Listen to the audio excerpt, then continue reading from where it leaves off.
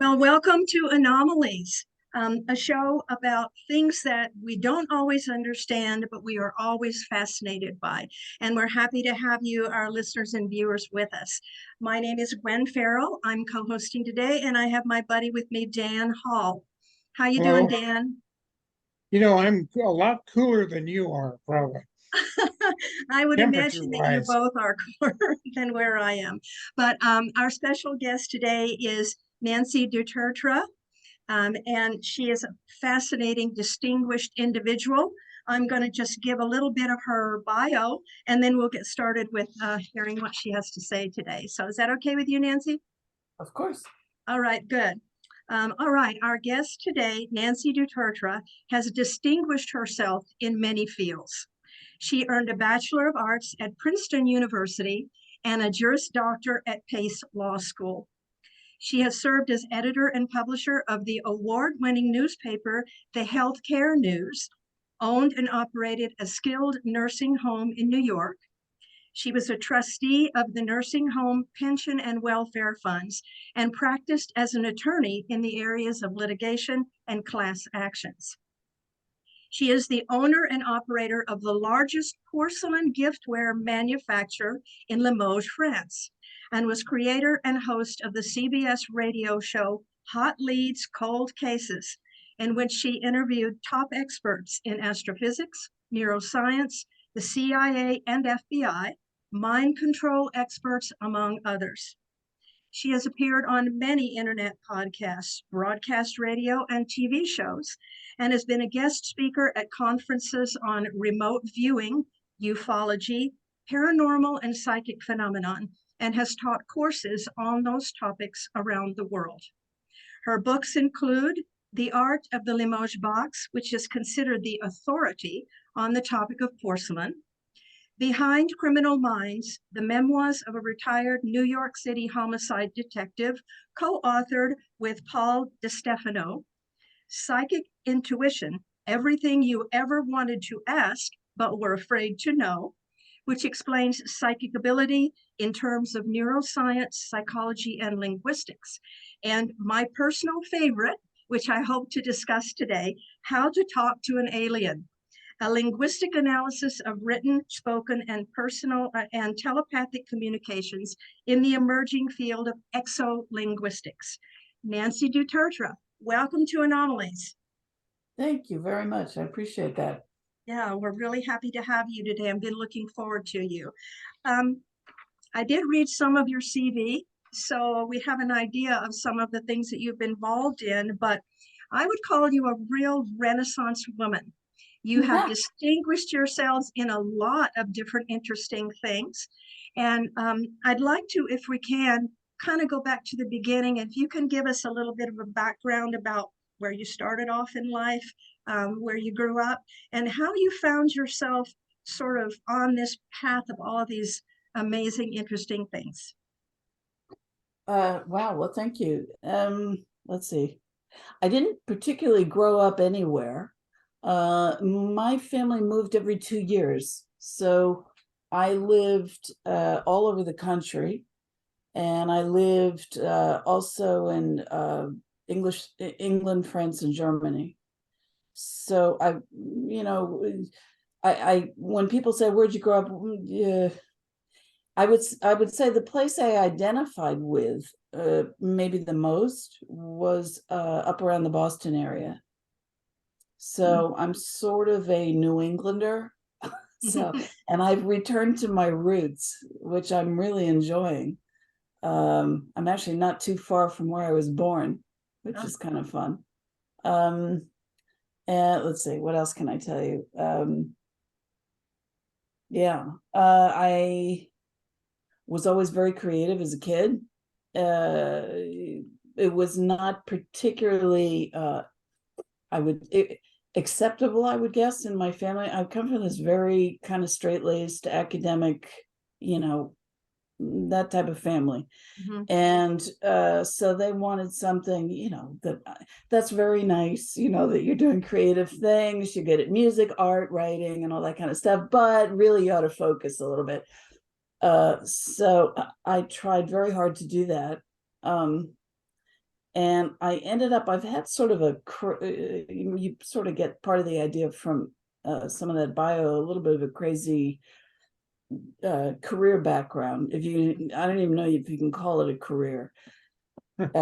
I went into the nursing home industry in New York, which was highly politicized. That's how I got involved in my healthcare industry newspaper. Owned and operated a 242-bed skilled nursing home and health-related facility in Brooklyn. And ended up then, after a while, going to law school. And actually, I haven't started out, I thought, well, maybe accounting. But but then I got into law school. I thought, no, I'm going to go with law school.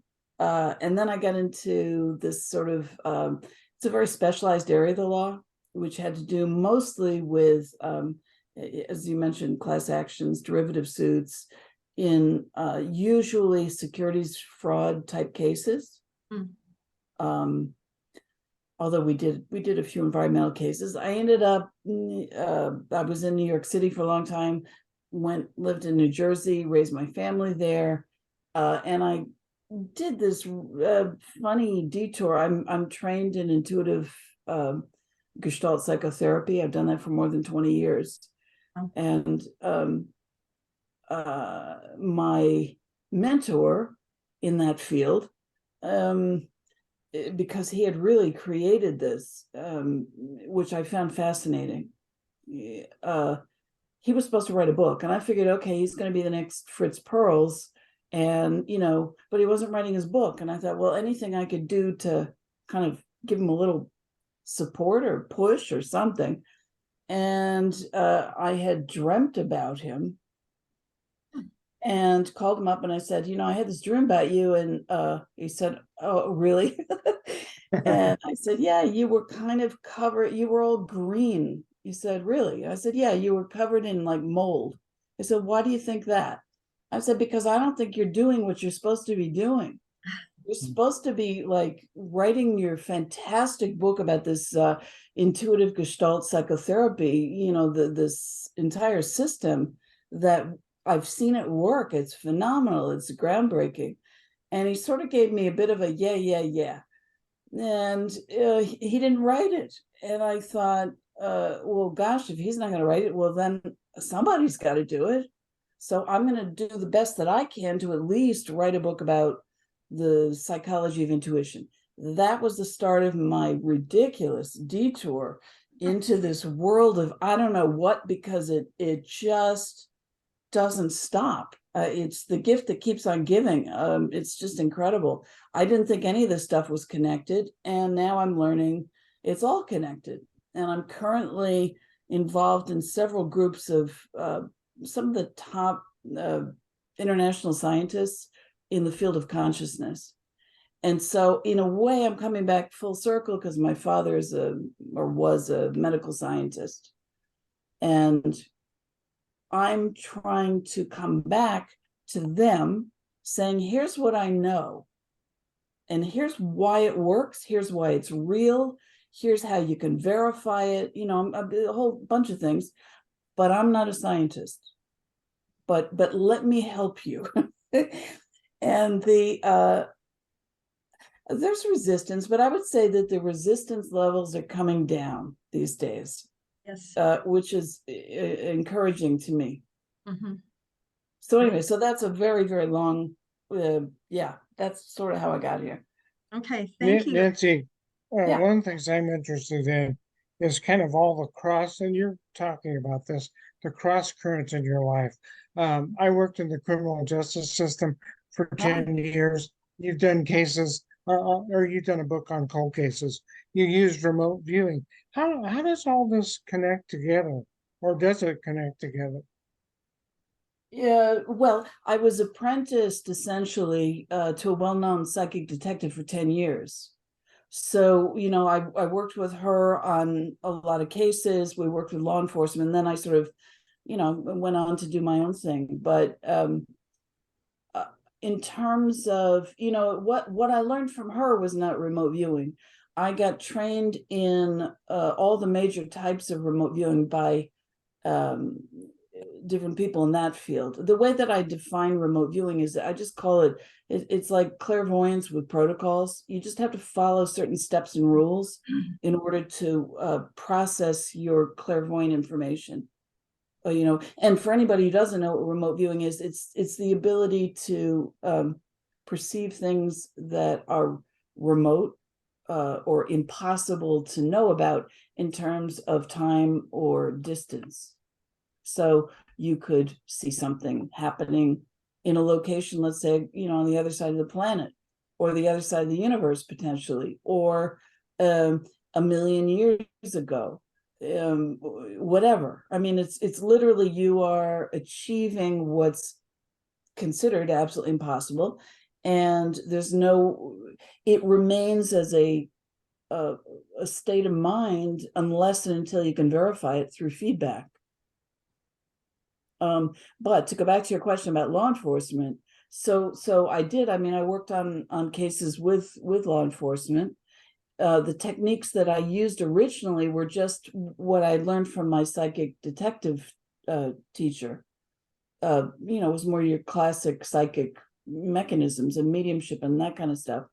But what's happened over the years, having now been trained a lot in remote viewing, I've developed my own type of remote viewing, and I've been teaching that for about 7 years. I use that to access that kind of information. So when I'm working a psychic detective type of a case, I'm using my remote viewing methodology, TSP. So in other words, you have used remote viewing to give you some insight into some cold cases? Oh, yeah. Oh, sure. Yeah. Could you talk about one of those briefly? I'm pretty interested in that subject matter. Well, okay, so let me preface this with I never was, never will be a person to, say, well, I solved whatever. I don't believe, first of all, it's the people doing the legwork, the footwork that solve things. That's number one. So the way that I consider what I have to offer is I'm offering an unusual tool for them to use, particularly if they've reached a dead end in their investigation or whatever. But I'm giving different pathways so that they can then do the legwork to discover what I'm tapped into. There was a really, trying to figure the best way to describe this. I've been driven around in vans and things, with the darkened window saying, that's the serial killer. What are you getting? And I'm going, oh, yeah. I know that I've identified exact locations, very, very specific locations of, where either the last place that the victims were seen, where the cops had assumed that their bodies were located, often not found for a variety of reasons. Because a lot of times when you're working cold cases, you've lost a ton of your physical evidence, including the bodies. But in terms of the coordination with wherever it was that they were dredging, digging, investigating, I've quite a good level of correlation with that. Okay. I've been able to get names of witnesses, names of suspects, although names for me, sometimes they work and sometimes they don't. It's just the way this stuff works. It's just not always 100%, which is another reason why I don't take credit for anything, because how can I? I can't take credit for anything until somebody else gives me the feedback, which means they went and verified. Mm-hmm. And it's not always easy to get feedback from law enforcement.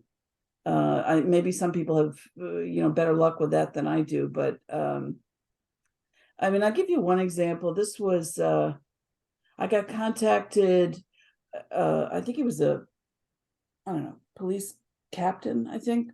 He was in New Jersey. And he sent me, it was essentially just the flyer, the missing person flyer. This woman was here, she was wearing this, roughly this age, last seen at, and that's essentially what you get. And wanted to know if I could tap in at all, which I did. And I have my own crazy weird imagery. It's psychic imagery, and the job of any psychic, I think, is to interpret in their own system what their own images reveal. Some of them you can, some you can't. Anyway, it turned out, so I did a little viewing, and he said that I had accurately described the location and the suspect. So I got invited to go down to another state. And one of the images that I for the life of me, I couldn't figure out why I was getting it. I wrote it down. I was getting an eagle. Now, in my mind, I'm thinking, okay, eagle, that's like United States. That's maybe law enforcement. I don't know. But when I went down there to get to the police station to meet with the investigators, I got a little bit lost, and sort of across the way from them was this sort of giant parking lot, and I'm driving around trying to turn myself around, and there is a massive, I'm going to say like 15-foot tall statue of an eagle. And it turned out that the place that I had described or identified as where I thought the victim's body was located was the same place where they had been looking, and they actually brought me there. And it turned out it was I believe a Native American property that was on which they held an annual festival of the eagle. So, stuff like that, it doesn't always make sense, even if you have a logical way of interpreting it. But sometimes once you're actually, within the space, there are things that will make a huge amount of sense. I drew a picture of the suspect, and we got driven around, and I don't know that I don't think I saw that suspect, but apparently it was an accurate, relatively accurate picture. So anyway, so that's sort of the kind of thing. Sometimes I don't get feedback at all. I had a case, this was a case brought to me by a victim's family in Sweden. And they'd been, apparently it's quite a famous case. I wasn't familiar with it. And they were looking for a young boy who was related to some of the people who had contacted me. And they want to know what had happened to him. So I just came up with, I did my little, let's call it remote viewing thing, and saw him in a small boat with an elderly man with white hair, white beard, I think, and that they'd gone out on a fishing trip. And I on the map, because when you're doing this work, you're sort of dowsing maps usually, or trying to feel directions or hot spots or locations of things. And so I'd sort of doused where I thought this boat had gone and described the area, and then where I thought that this child's body was located. And it turned out that all of that stuff, except for they hadn't yet been able to find the body, and they needed the funds to be able to do it, which they didn't have. But everything else I had said, they absolutely confirmed. So usually, if you can get, that's why when I'm doing my type of remote viewing, I'm always looking for confirmations. Sometimes it has nothing to do with anything. But as long as I can get confirmations, then for the stuff that somebody can confirm, usually that means the stuff that they cannot, I have a better chance of getting it right. So this would be my agenda, not your agenda, but I've always been fascinated by unsolved murders. And the two that have fascinated me the most have been the Zodiac murders in California, and then Jack the Ripper in London. So, could you do anything, or would you want to do anything with unsolved cases like that? Or I'm sure there's an audience out there, but I don't know that you want to spend your time catering to that audience. To which audience?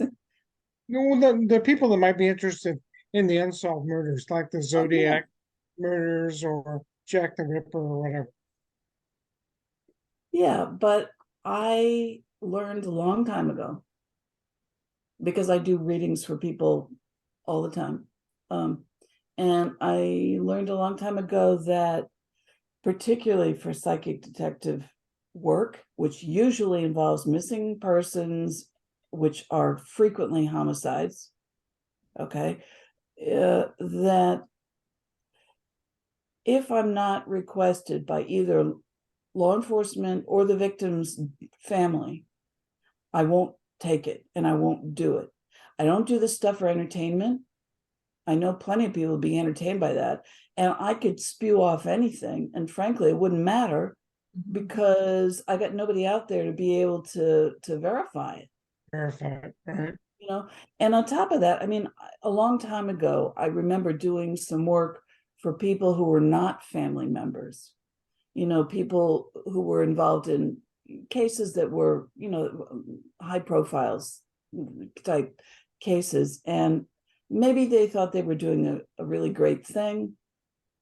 Or maybe they thought that they just had this kind of, I don't know, slightly morbid curiosity. And so, but I didn't know any better. So I did work for them. And it was later learned like either the families were furious because they want to have this thing unearthed, brought up again, or have these crazy psychics who they couldn't stand, you know, getting involved and meddling in their private family stuff. That was the first thing. Second thing is, you can't get, there's no way to get confirmations on things, let alone investigations, because if the people are not connected either through law enforcement or through family to the missing person, they can't verify anything you're saying. Mhm. So what's the point? And what are you really doing at that point? That's my problem with that. And believe me, I've thought about, particularly those two cases, I've thought about both of them. And they're fascinating. But I don't, you're putting your soul into this work when you're doing it for somebody. You're connecting with souls, not just the families or the living people. You're connecting with the people who passed. And I don't think well, I can only speak for myself. I don't do that lightly. That's understandable, right? And I think, as you've mentioned a couple of times, that if you're doing remote viewing, it has to be verifiable. That's part of that doing that. And a lot of those older cases, there really is no way to do that. Those older historical cases. I have one more question about the remote viewing work that you've done. I read in your book, I believe, that you had some association with Ingo Swann, who I think is one of our best known and respected psychics and a remote viewer. And can you just talk a little bit about how you worked with him, about him? He was my mentor. I knew him for 10 years before he passed. No, he was my mentor. I didn't work with him. And by the way, he was the guy who basically, along with the two physicists out at the Stanford Research Institute, created controlled remote viewing. It was coordinate remote viewing to start with, but so he sort of started off that thing. No, I didn't know anything when I went to, and I went to go see him because I was writing that book I told you about that I thought was going to be about the psychology of intuition. And there was just nothing written on that. And so I went and I started interviewing these people who I'd never talked to because we're so straight-laced in my family. We didn't know what psychics were. Nobody believes in psychics. I mean, what are they anyway?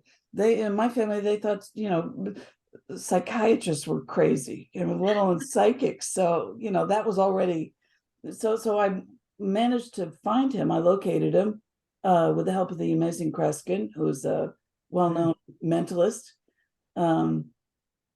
The most frequent guest who ever showed up on the old Johnny Carson show.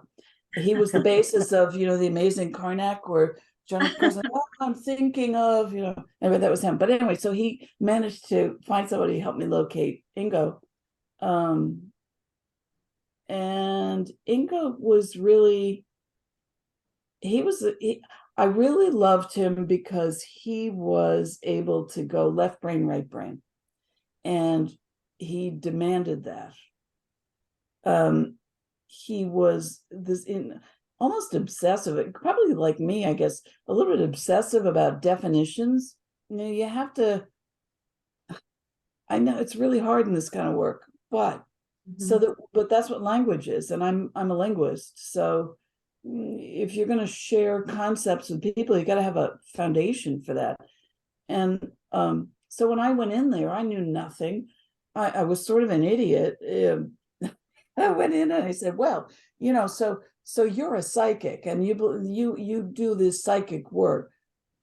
He got really pissed off. He goes over to his bookshelf, pulls out a dictionary, I think, and then starts lecturing me on how psychic is not even a real word. I mean, it means nothing.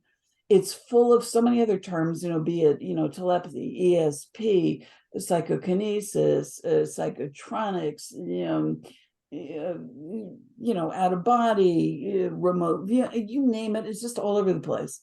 So I quickly learned to be very, very specific when I talk to him. And my craziest experience with him, I don't know if I have talked about this before, was he was working with a guy who was going to write the definitive book on remote viewing. And I had met Ingo 2003 and knew him until he passed in 2013. I ended up publishing my book, Psychic Intuition, 2010 was the first go round, I think. But he never introduced me. He told me about this guy. He told me, I'm introducing him to all the Stargate, the Stargate guys, all the remote viewers. Ingo was sort of his entree into that world. And this guy was apparently writing the definitive book about the remote viewing program. And I got really kind of jealous and then I'm thinking also, well, and the guy, if he publishes this, I mean, my book had a little bit about remote viewing, and I thought, oh no, if this guy publishes before I do, it's going to be bad for my book, because he will have said it all. And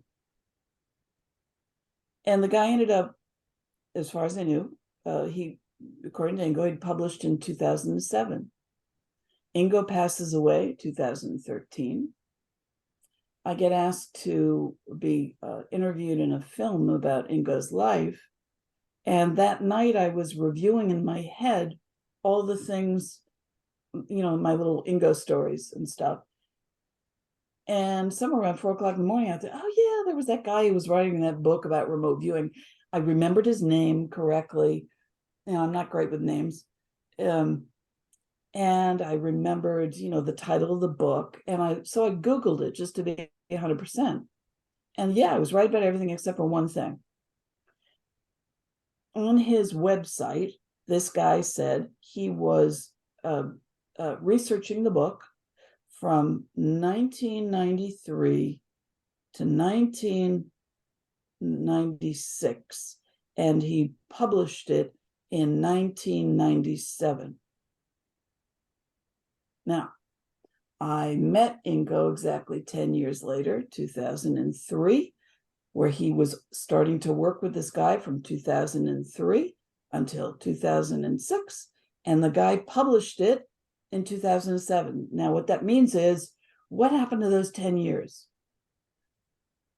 I was off by 10 years. Now, I have no explanation for that. I even called up some of the my former teacher in remote viewing. He was the Stargate guy, Lynn Buchanan, who I have great admiration for. And I said, Lynn, I think you were in that book, weren't you? And he said, oh yeah. I said, do you remember the guy? I said, yes, I still talk to him occasionally. I said, well, when do you remember, like, what year he was contacting you for the book?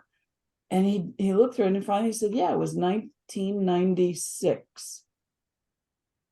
Long before I met Ingo. So that's I don't know what to do with that story. Hmm. But I'm off by a decade. Hmm. And for no reason that I could figure out. Interesting. Well, I know you've got a lot of other things that you can talk to us about remote viewing, but there are your book that I mentioned before about how to talk to an alien is truly a groundbreaking book. Your groundbreaking research, your knowledge. I heard you speak a few years ago at a conference. I think it might have been the International UFO Congress in Phoenix, and I was just floored. Thank I you. think I didn't have a chance to speak with you because I was helping somebody with a vendor table or volunteering doing something else. And so I never had a chance to link up with you on that. But ever since then, I have loved that. And I've thought that you're doing things and have done things that other people haven't done. So let's talk about that book, if it's okay, if you're interested in talking about that. And yep, there it is. It is amazing. It's not very thick, but it is packed with data, with research, good research and information. I always highly recommend it to people, really whatever field you're in. So there were, of course, I've enjoyed the whole thing, but there was a particular chapter that I think hooked me more than anything else. And I wanted to kind of ask you about that. And I believe that was chapter 8, in which you talk about a brief history of angelic writing, or what's been called angel writing. You largely talk about, in the rest of the book, you largely talk about the spoken word between aliens. How do you speak with aliens? How are they speaking with you?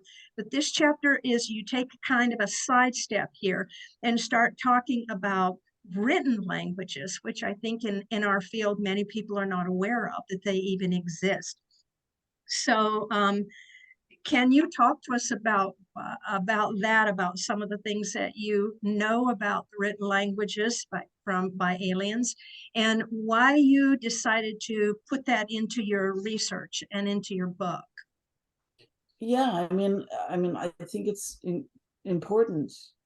What I try to do is to divide up communication, and by the way, I say alien without any shame. So, because in my world, and my husband is an alien. He's French. An alien is just anybody who you're not sort of maybe generally very familiar with. It's not, I don't see it as derogatory. Same way I've used the term psychic about myself to kind of desensitize people to the word, because people started saying, oh, well, I'm a sensitive, I'm an intuitive, because they were afraid of using the word psychic. So I'm very politically incorrect when it comes to all these words. But what seemed obvious to me was that from all the research and the examples, okay, everybody always says, oh, any type of alien communication, ET communication, it's all, it's telepathic. And I've had people tell me that it's almost ridiculous that I've tried to explain the written and spoken aspects of the languages. There's that side to it, but I think you've got spoken, you've got telepathic, and you've got written, and they all exist to different degrees, but they all exist. And I don't know at this point, whether that's a matter of attributing, certain styles of communication, like writing, to only certain, let's say, species of ETs, or whether it's a general thing. I don't know the answer to that. I mean, I tried to, as best I could through the research, to figure it out.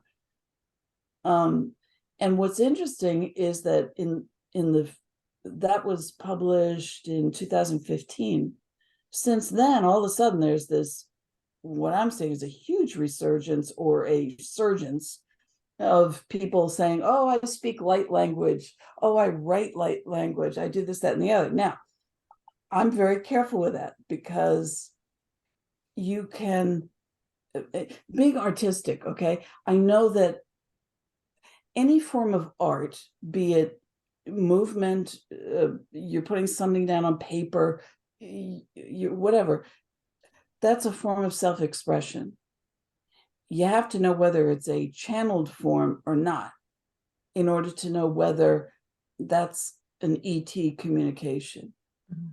And I don't know that all of what is out there is channeled, number one. Number two, here's the really hard part.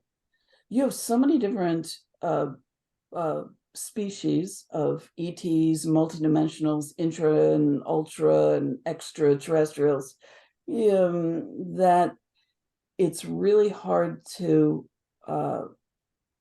be able to say, well, that's their system, that's their language, that's their language. Could be a huge number of languages that to us, because we're not, constantly communicating and being able to document all that we don't know which language to apply to which type of ET. You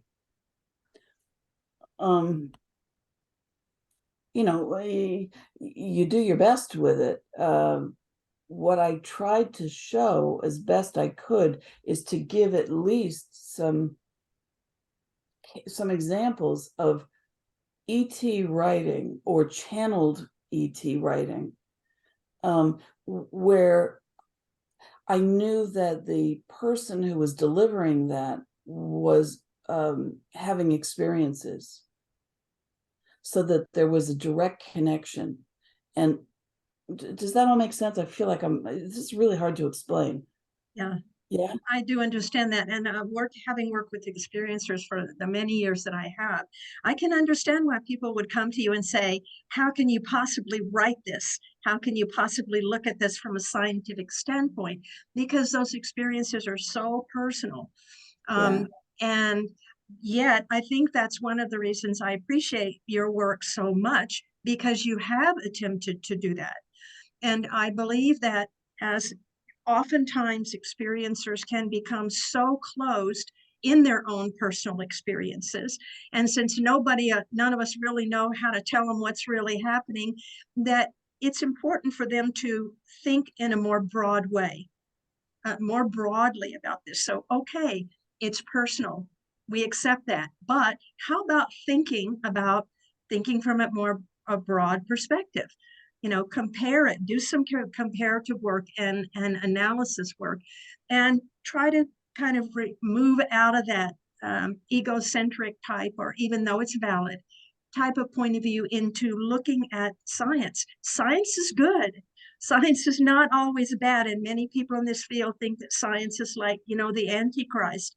But it's not. Let's use our brains, and let's work together with these. So I really like that you have taken that from a linguistic and a more scientific point of view. For that, people are going to learn a lot from that, I think. And the thing about, thank you for that, I really appreciate that.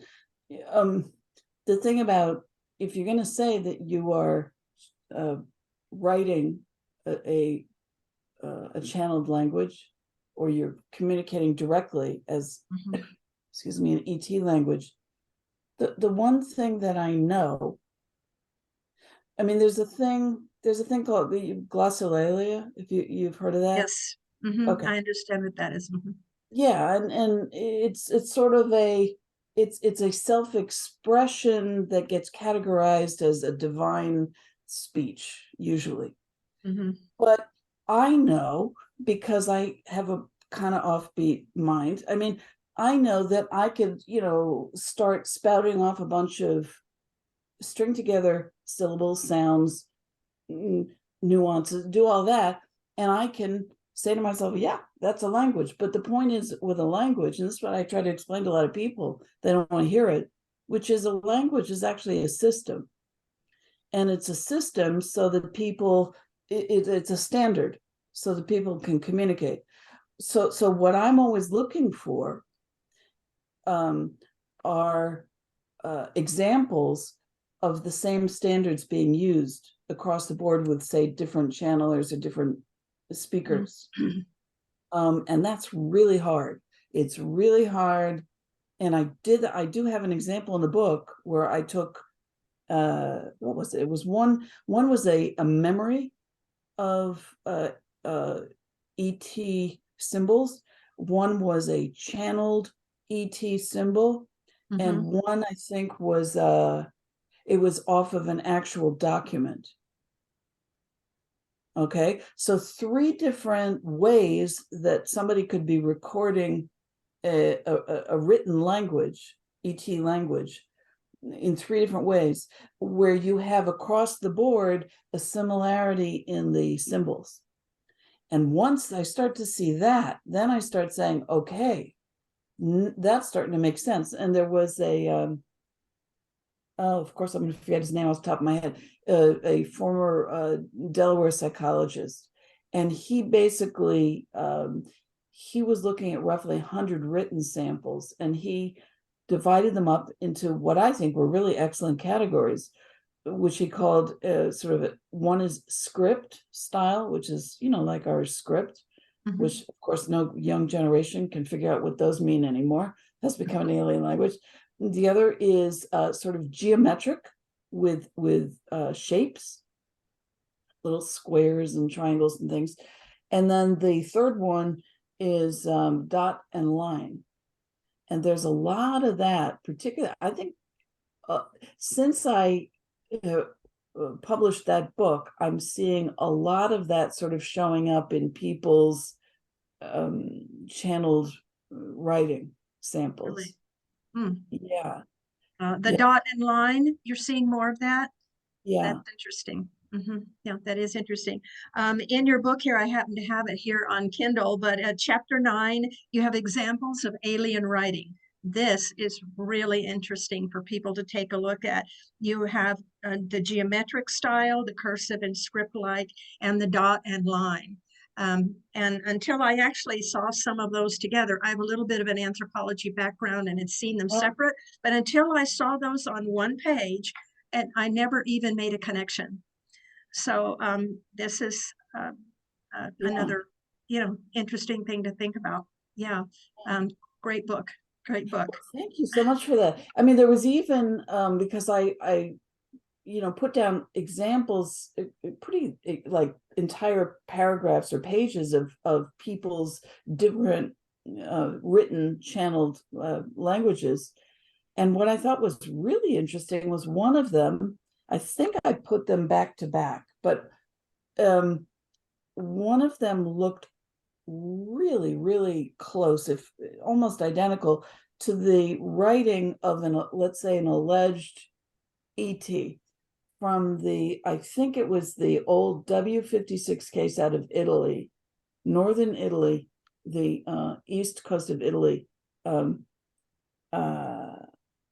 Actually, was that the Americi or was that something different? Hang on, let me see if I can find it for you. But they looked, I was really shocked, because I thought, okay, let's operate on the assumption that, okay, maybe this was a real actual ET who wrote this. I mean, why not? Oh, there it is. Okay, so yeah, from the W friendship case, okay, in Pescara, that's the name of it, in 1956. Okay, so that this one here is the alleged actual ET language. Okay, now keep that in your head. And this was done by this is a spiritual worker in New York, okay, who has, according to her, dealt with many different species. It's this one. Mm-hmm. So, when you find, and that was the only example I could find of anyone claiming that there was an actual writing by an ET, as opposed to somebody channeling the writing of an ET. Mm-hmm. Yeah, interesting. All good stuff that's in the book here. I have one more question I'd like to ask about this, and then I'll turn it back over to Dan. I'm sure he has some questions as well. You also talk in the book about ciphers. And Yeah. I'm assuming that a cipher is a type of code. Mhm. Do you think that we always want to try to understand and decode all these alien writings that we see to be able to understand them? But do you think it's possible that some of these alien writings are ciphers that are put, that they are given specifically to certain experiencers for certain missions or certain guidance? Ooh. Okay, so the concept of a cipher, the way that I tried to explain some of that was that I think that if you're looking at any type of an alien language, that it's almost like, you know how a musical conductor of an orchestra has to, while he's doing his conducting, he's Mhm. reading usually an entire page, like 15 different parts, the trombones, the violins, the flutes, so he's Mhm. reading all of them simultaneously. So, and I don't know that I necessarily have proof of this, but my gut feeling on this is that with a lot of the alien languages, they're condensed forms of that, not only of many different simultaneous and connected forms of information, okay, that are condensed, but also condensed dimensionally. Mm. So that in a sense, when you're saying a code, yeah, um the example they always give about flatlanders, like if a three-dimensional sphere went through the atmosphere of people who lived in 2 dimensions, that it would, as it's moving towards them, they would only see a circle because they're only 2 dimensions, but it get bigger, bigger, bigger, and then smaller, smaller, smaller, because that's how a sphere would travel. And in a sense, those rings, different sizes, are code in my mind. They're code for how one dimension has to get translated into a different dimension. So yeah, in that sense, I do think they're, now I think you're asking something slightly different, which is about the messaging part of it. Right. Yeah, I mean, and I don't know who's responsible for what, whether we tune ourselves specifically to be within the hearing range, let's say, of a particular type of a message, or whether those messages are delivered and we simply are receiving Perceiving them. whatever. Yeah. Mm-hmm. Yeah. Good. A lot of good things for thought on that. Yeah, but thank you. Thank you for your opinion on that.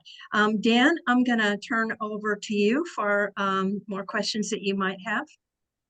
Well, I'm very conscientious about having Nancy spend the rest of her life talking to us. So I know she's got other things to do, but one of the things that comes, Totally fine. I'm enjoying this. These are great questions.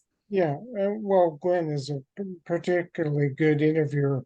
So the kind of the underlying thought that comes through this conversation is the nature of consciousness. I think there's a lot of misinformation about where consciousness lies. Maybe we really don't know where the seat of consciousness is. I don't think it's the brain. So what did you share about what you've learned about the nature of consciousness? Okay, so I told you before that I'm involved with these groups of scientists. For nearly a decade, they have been arguing on exactly that point. Mhm. And do I believe it's, is part of it in the brain? Yeah, obviously. But the brain is like the brain is like the hardware. You got to have the hardware. You can have the software, but what's the software going to operate on? Okay, so yeah, there's a connection for sure. I do believe that, but when you do this kind of work enough times, you say no. If you can travel anywhere, and you can make it even verifiable travel.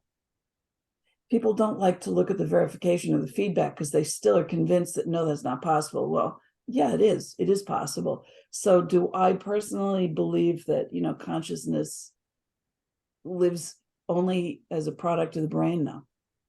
I think it works with the brain for sure.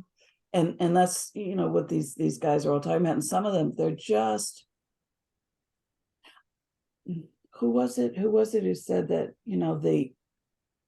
it's that famous quote about the new paradigm doesn't happen until the old generation dies out. Mm. And I think that's it is happening. Mm.